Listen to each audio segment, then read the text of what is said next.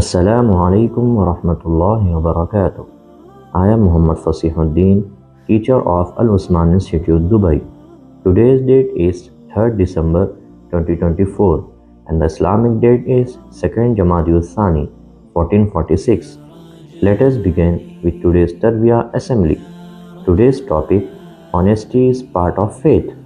Dear children, Prophet Muhammad sallallahu alaihi wasallam said, "Man ghashana falaysa minna." Translation: Whoever cheats us is not one of us.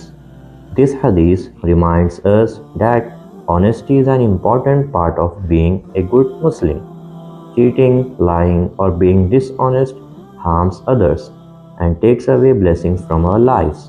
A true believer is always honest in their words and actions. A short story. Once a boy named Bilal sold fruits at the market.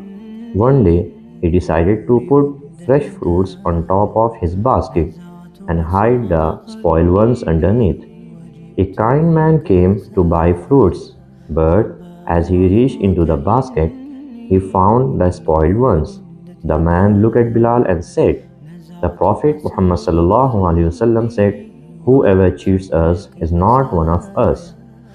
Cheating may give you money for now, but it takes away Allah's blessings." Bilal felt ashamed and promised never to cheat again. From that day on, he became known as the most honest seller in the market, and Allah blessed his business with success. Lessons from today's assembly. Point 1. Honesty is a key part of our faith and earns Allah's pleasure. Point 2. Cheating or dishonesty harms others and takes away blessings. Point 3. Always be truthful and fair in your words and actions. That's all for today. Inshallah, we will meet tomorrow with another inspiring topic. Let us pray to Allah to make us honest and truthful in all that we do. Ameen. Wassalam.